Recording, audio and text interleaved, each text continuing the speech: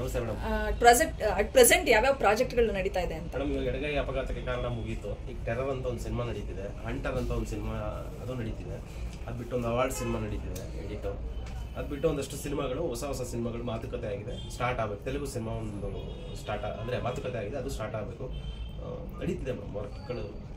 Gap ಅದೇ 8 ತಿಂಗಳು gap ತಗೊಂಡಿದ್ದೆ, ಇದು ಯಾವ ಸಾಹಸನೂ ಬೇಡ ಅಂತ ಹೇಳ್ಬಿಟ್ಟು ಹಿಮಾಲಯಕ್ಕೆ ಹೋಗಿದ್ದೆ ಅಂತ ಒಂದು ಟಾಪಿಕ್ ಮಾತಾಡಿದ್ರಿ ಸುದ್ದಿಗೋಷ್ಠಿಲಿ. ಯಾಕೆ ಗ್ಯಾಪ್ ತಗೋಬೇಕು ಅನ್ನಿಸ್ತು? ವಾಪಸ್ ಬರ್ಲೇಬಾರ್ದು ಅಂತ ಹೋಗಿದ್ದ ಅಥವಾ ಯಾಕೆ ಸರ್? ಇಲ್ಲ ಮೇಡಮ್, ನಾನು ಪ್ರತಿ ಸಿನಿಮಾ ವರ್ಕ್ ಮಾಡಿದ್ಮೇಲೆ ಒಂದು ಕಂಪ್ಲೀಟ್ ಆದ್ಮೇಲೆ I will take a break ತಗೊಂಡು ಒಂದು ರಿಲ್ಯಾಕ್ಸೇಷನ್. ಅಂದ್ರೆ ಅದ್ರ ಹಿಮಾಲಯ ಎಕ್ಸ್ಪ್ಲೋರ್ ಮಾಡ್ಬೇಕನ್ನೋದು ಒಂದು ಡ್ರೀಮ್ ಇತ್ತು ಮುಂಚೆ, ಚಿಕ್ಕ ಚೈಲ್ಡ್ಹುಡ್ ನಾನು ಅದೊಂದು ಎಕ್ಸ್ಪ್ಲೋರ್ ಮಾಡಿದೆ. ಬಟ್ ಹಾಗಂತ ಪ್ರತಿ ಸಲನೂ 8 ತಿಂಗಳು 3 ತಿಂಗಳೆಲ್ಲ ಆಚೆ ಹೋಗೋಕ್ಕಾಗಲ್ಲ.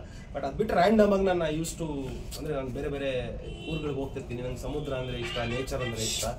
ಸೊ ಎಕ್ಸ್ಪ್ಲೋರ್ ಮಾಡೋದು ಅಂದರೆ ಭಾಳ ಇಷ್ಟ ಮೇಡಮ್. ಬ್ರೇಕ್ ತೊಗೊಂತಿರ್ತೀನಿ. ಒಂದು ಸಿನಿಮಾ ಆದಮೇಲೆ ಬ್ರೇಕ್ ತೊಗೊಂಡು I will go trip. Okay, ಒಂದು ಸಿನಿಮಾ ಆದಮೇಲೆ ಬ್ರೇಕ್ ತಗೊಳ್ಳೋದು ನಾವು ತಲೈವ ಪದ್ಧತಿ. ಸೊ ನಾವು ನೋಡಿದ್ವಿ, ಹಿಮಾಲಯಕ್ಕೆ ಹೋಗ್ತಾರೆ ಯಾವುದೇ ಸಿನಿಮಾ ರಿಲೀಸ್ಗೂ ಮುಂಚೆ, ಆಫ್ಟರ್ ರಿಲೀಸ್ 2 ಸಲ. ಸೊ ಅವ್ರನ್ನ ನೋಡಿ ಏನಾದರೂ ಆ ಥರದ್ದು ಏನಾದರೂ ಯೋಚನೆ ಸರ್, ಅಥವಾ ನಿಮ್ಮ ವಿಷನ್? ಆ ಥರ ಇಲ್ಲ ಮೇಡಮ್. ನನ್ನ ಚೈಲ್ಡ್ಹುಡ್ಡಿಂದನೂ ನನಗೆ ಎಕ್ಸ್ಪ್ಲೋರಿಂಗ್ ನೇಚರ್ ಅಂದರೆ ಭಾಳ ಇಷ್ಟ. ನಾನು ನೇಚರ್ ಜೊತೆ ಬೆಳೆದವನು. ಚೈಲ್ಡ್ಹುಡ್ಡಿಂದನೂ ನಾನು ಆ್ಯಕ್ಚುಲಿ ಊರಲ್ಲೇ ಜಾಸ್ತಿ ಬೆಳೆದಿದ್ದು. ಕಾಡು, ಬೆಟ್ಟಗಳು, ಪ್ರಾಣಿ ಪಕ್ಷಿಗಳು ಇದ್ರ ಜೊತೆ ಸ್ವಲ್ಪ ಒಡನಾಟ ಜಾಸ್ತಿ. ಮೇಬಿ ನನ್ನ ಆಫೀಸಿಗೆ ಬಂದರೆ ನಿಮಗೆ ಒಂದು ಸ್ವಲ್ಪ ಅರ್ಥ ಆಗುತ್ತೆ ನಾನು ಏನು ಅಂತ. ಅಂದರೆ ನಾನು ಇವತ್ತಿಗೂ ನನ್ನ ಸುತ್ತ ಆಫೀಸ್ ಸುತ್ತಲೇ ಗಿಡ ಮರಗಳನ್ನ ಬೆಳೆಸಿದ್ದೀನಿ. ಅಂದರೆ ಚಿಕ್ಕದಾಗಿ ತಂದು ದೊಡ್ಡದಾಗಿ ಬೆಳೆಸಿದ್ದೀನಿ, ದೊಡ್ಡ ದೊಡ್ಡ ಮರಗಳಾಗಿದೆ. ಆ್ಯಂಡ್ ತುಂಬ ಪ್ರಾಣಿ ಪಕ್ಷಿಗಳೆಲ್ಲ ಮರ ಕಟ್ಕೊಂಡು ಅಂದರೆ ಗೂಡು ಕಟ್ಕೊಂಡು ಬದುಕ್ತಾ ಇದೆ. ಸೊ ನೇಚರ್ ಅಂದರೆ ನನಗೆ ಇಷ್ಟ.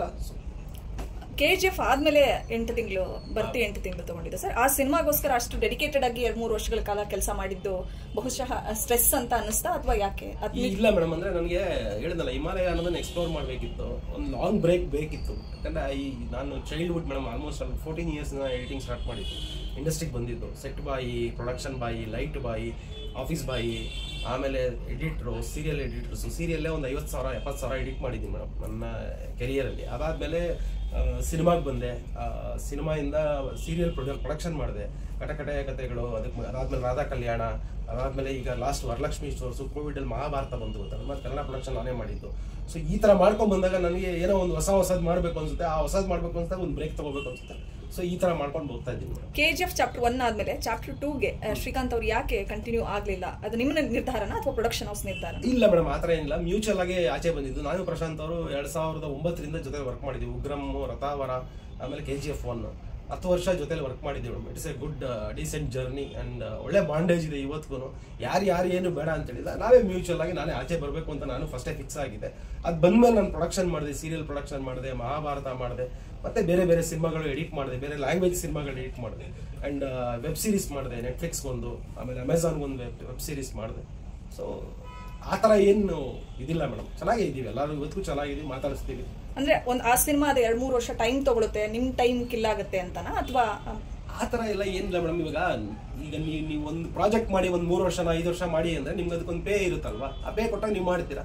ಅದು ಮುಗಿದ ಮೇಲೆ ಏನು ನೀವು ಮತ್ತೆ ಏನಕ್ಕೆ ಅಲ್ಲಿ ಇರಬೇಕು? ನೀವು ಬೇರೆ ಏನಾದರೂ ಹುಡುಕ್ಬೇಕು, ನೆಕ್ಸ್ಟ್ ಆಲ್ಟರ್ನೇಟ್ ಹುಡುಕ್ತಾ ಹೋಗೋದೇ ಇಲ್ಲ ಮೇಡಮ್, ಜೀವನ ಅಲ್ಲ ಮೇಡಮ್. ಸೊ ಈಗ ನೀವು ಇದು ಏನೋ ಇವತ್ತು ನೀವು ಇದು ಮಾಡ್ತಿದ್ದೀರಾ, ಏನೋ ಇವಾಗ ಇಂಟರ್ವ್ಯೂ ಮಾಡ್ತಿದ್ದೀರಾ, ನೆಕ್ಸ್ಟ್ ಯಾವುದೋ ಚಾನಲ್ ಹೆಡ್ ಆಗಬೇಕು ಅಂದರೆ ಮತ್ತೆ ಬಂದು ಇಲ್ಲೇ ಇಂಟರ್ವ್ಯೂ ಯಾಕೆ ಮಾಡ್ತೀರಾ? Promotion you should go on ಅಲ್ಲ ಮೇಡಮ್. KGF ಸಿನಿಮಾ ನಂತರ ಅದರಲ್ಲಿ ಆಕ್ಟ್ ಮಾಡಿದವ್ರು ಮಾತ್ರ ಅಲ್ಲ, ಟೆಕ್ನಿಷಿಯನ್ಸ್ಗಳು ಇರಬಹುದು, ಎಲ್ಲರೂ ಕೂಡ ಬೇರೆ ಬೇರೆ ಪ್ಯಾನ್ ಇಂಡಿಯಾ ಕಡೆ ಎಲ್ಲ ಒಂದು ಡಿಮ್ಯಾಂಡ್ ಕ್ರಿಯೇಟ್ ಆಯಿತು. ಶ್ರೀಕಾಂತ್ ಅವ್ರಿಗೂ ಆ ಥರದ್ದು ಡಿಮ್ಯಾಂಡ್ KGF ನಿಂದ ಕ್ರಿಯೇಟ್ ಆಯ್ತಾ ಅಥವಾ ಅದಕ್ಕೂ ಮುಂಚೆನೂ ಭರವಾಶೆಯಲ್ಲಿ ಡಿಮ್ಯಾಂಡ್ ಇತ್ತ ಶ್ರೀಕಾಂತ್ಗೆ? ಮಾಡಿದ್ದೀನಿ ಮೇಡಮ್, ಅದಕ್ಕೆ ಮುಂಚೆ ತಮಿಳು ಸಿನಿಮಾ ಮಾಡಿದ್ದೀನಿ, ಮದಿಪು ಅಂತ ಒಂದು ಸಿನಿಮಾ ಮಾಡಿದ್ದೀನಿ ಮೇಡಮ್. ನೋಡಿದ್ದೀರಾ ಮೇಡಮ್ ನೀವು? ನ್ಯಾಷನಲ್ ಅವಾರ್ಡ್ ಬಂತು ಮೇಡಮ್ 2017. KGF ಮುಂಚೆ ಮಾಡಿದ್ದು, ಸ್ಟೇಟ್ ಅವಾರ್ಡ್ ಬಂತು, ನ್ಯಾಷನಲ್ ಅವಾರ್ಡ್ ಬಂತು. ತುಳು ಲ್ಯಾಂಗ್ವೇಜು ನಂಗೆ ಭಾಷೆನೇ ಬರೋಲ್ಲ, ಎಡಿಟ್ ಮಾಡಿದ್ದೀನಿ. ಸೊ ನನಗೆ ಅಂದರೆ ಎಲ್ಲ ಲ್ಯಾಂಗ್ವೇಜ್ ಸಿನಿಮಾನು ಮಾಡಿದ್ದೀನಿ, ತಮಿಳು ಮಾಡಿದ್ದೀನಿ, ಹಿಂದಿ ಮಾಡಿದ್ದೀನಿ. ಮಿರ್ಜಾಪುರ್ ಡೈರೆಕ್ಟರ್ ಜೊತೆ ಒಂದು ಸೀರೀಸ್ ಮಾಡಿದ್ದೀನಿ, ವರ್ಕ್ ಮಾಡಿದ್ದೀನಿ. ಮಿರ್ಜಾಪುರ್ ಡೈರೆಕ್ಟ್ರು ನಮ್ಮ ಸಿಂಗ್ ಅವ್ರ ಹೆಸರು ಹೇಳ್ತೀನಿ, ಬರ್ತಿಲ್ಲ, ಅವ್ರ ಜೊತೆ ವರ್ಕ್ ಮಾಡಿದ್ದೀನಿ. ಅಂದರೆ ನಾನು ಎಲ್ಲರ ಜೊತೆ ವರ್ಕ್ ಮಾಡಿದ್ದೀನಿ. ಪ್ಯಾನ್ ಇಂಡಿಯಾ ಏನಿಲ್ಲ ಮೇಡಮ್. ಕನ್ನಡ ಸಿನಿಮಾ, ಕನ್ನಡದವರು, ಕನ್ನಡದಲ್ಲಿ ಕನ್ನಡ ಅಂದರೆ ಅಭಿಮಾನ ಮಾಡ್ಕೊಂಡು ಹೋಗ್ಬೇಕು, ಎಲ್ಲಿ ಸಿಕ್ಕಿದ್ರು ವರ್ಕ್ ಮಾಡಬೇಕು ಅನ್ನೋದು. ಓಕೆ, ಆ ಬಾಂಡಿಂಗ್ ಹಂಗೆ ಇದೆ ಅಂತ ಹೇಳಿದ್ರಿ KGF ಟೀಮ್ ಜೊತೆ. ಟಾಕ್ಸಿಕ್ ಸಿನಿಮಾಗೆ ಏನಾದರೂ ಶ್ರೀಕಾಂತ್ ಸರ್ಗೆ ಅಪ್ರೋಚ್ ಬಂದಿತ್ತಾ? ಇಲ್ಲ ಮೇಡಮ್, ಖಂಡಿತ ಇಲ್ಲ. ನಂಗೆ ಅದೇ ಸ್ವಲ್ಪ ಗ್ಯಾಪ್ ಆಯಿತು. ನಂದೊಂದು ಏನೋ ಬೇರೆ ಬಿಸ್ನೆಸ್ ಮಾಡಕ್ಕೆ ಹೋದೆ, ಬಿಸ್ನೆಸ್ಸು ಇತ್ತು ಮಧ್ಯದಲ್ಲಿ. ಅದು ಮಾಡಕ್ಕೆ ಹೋಗಿ ನಾನೊಂದು ಸ್ವಲ್ಪ ಅದರಲ್ಲೂ ಒಂಚೂರು ಗ್ಯಾಪ್ ತೊಗೊಂಡಿದ್ದೆ. ಅದಾದಮೇಲೆ ಮತ್ತೆ ವಾಪಸ್ಸು ಅದು ಸೆಟ್ರೇಟ್ ಆಯಿತು. ಈಗ ಮತ್ತೆ ವಾಪಸ್ಸು ಸಿನಿಮಾದಲ್ಲೇ ಇದ್ದೀನಿ. ಯಾರು ಅಪ್ರೋಚ್ ಅಲ್ಲ, ಆ ಥರ ಎಲ್ಲ ಏನೂ ಮಾಡಿಲ್ಲ ಮೇಡಮ್. ಅದು ಬಿಟ್ಟು ಬೇರೆ ಲ್ಯಾಂಗ್ವೇಜಸ್ ಸಿನಿಮಾಗಳು ಬಂದಿದೆ, ಮಾಡ್ತಾ ಇದ್ದೀನಿ, ಮಾಡಿದ್ದೀನಿ, ಮಾಡ್ತಾನೆ ಇರ್ತೀನಿ ಮೇಡಮ್. ಶ್ರೀಕಾಂತ್ ಅವ್ರ ರೆಮ್ಯುನರೇಷನ್ KGF ನಿಂದ ಜಾಸ್ತಿ ಆಗಿದ್ದ ಅದಕ್ಕೂ ಮುಂಚೆಯಿಂದ ಅಟ್ ಪ್ರೆಸೆಂಟ್ ಎಷ್ಟಿದೆ?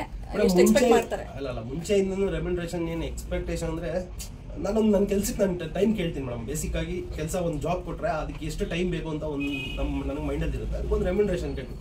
ಡಿಮ್ಯಾಂಡ್ ಮಾಡೋದು, ಹೈಕ್ ಮಾಡೋದು ಆ ಥರದ್ದೆಲ್ಲ ಏನಿಲ್ಲ. ನಾನು ಈ ಪಿಕ್ಚರ್ ಇಷ್ಟು ದಿನ ವರ್ಕ್ ಮಾಡ್ಬೇಕು, ಇಷ್ಟು ಪೇಮೆಂಟ್ ಕೊಡಿ ಅಂತ ಕೇಳ್ತೀನಿ. ಕೊಟ್ಟರೆ ಖಂಡಿತ ವರ್ಕ್ ಮಾಡ್ತೀನಿ ಮೇಡಮ್. ಯಾವ ಪಿಕ್ಚರ್ ಆದರೂ ಮಾಡ್ತೀನಿ ಮೇಡಮ್.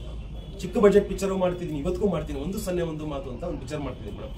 ತುಂಬ ಕಡಿಮೆ ಬಜೆಟು, ತುಂಬ ಅವ್ರಿಗೆ ಸ್ಕ್ರೀನ್ ಪ್ಲೇ ಇಂದ ಹಿಡಿದು ಎಲ್ಲದರಲ್ಲೂ ನಾನು ಇನ್ವಾಲ್ವ್ ಆಗಿ ವರ್ಕ್ ಮಾಡಿಕೊಡ್ತಾ ಇದ್ದೀನಿ.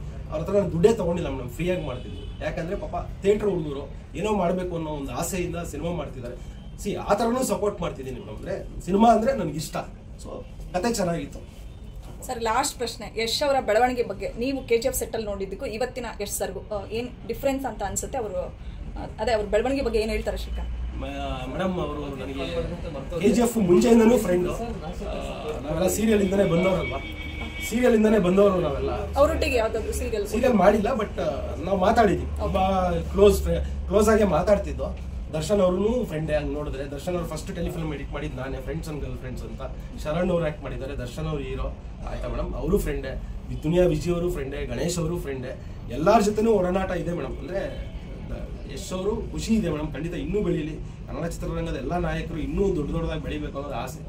ಒಳ್ಳೇದಾಗಲಿ ಮೇಡಮ್ ಎಲ್ಲರಿಗೂ.